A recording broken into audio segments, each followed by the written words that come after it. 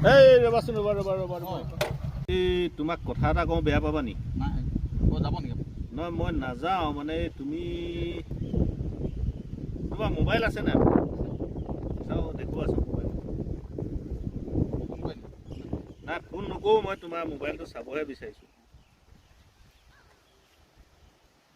ঠিকেই আছে, ভালেই মোবাইল, দামী মোবাইল, বৰ যত্নকৈ ৰাখা মোবাইলটো।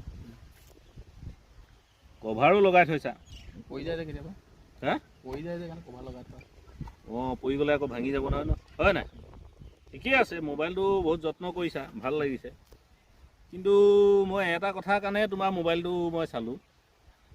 তুমি যে মোবাইলটো ইমান যত্ন কৰিছা, কভাৰো লগাইছা পৰি ভাঙি যাব বুলি, আৰু তুমি যে হেলমেটটো হাতত লৈ আহিছা, তুমি পৰিলে তোমাৰ জীৱনটোৱে যে শেষ হ'ব সেইটো কথা গম পাইছা নাই? হে?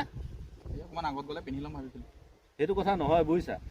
আজিকালি ডেকা ল'ৰাবোৰে চবেই এনেকেই, কোনোবাই নিপিন্ধে, কোনোবাই আনি লৈ এনেকৈ হাতত তোমাৰ দৰে ওলোমাই লয়।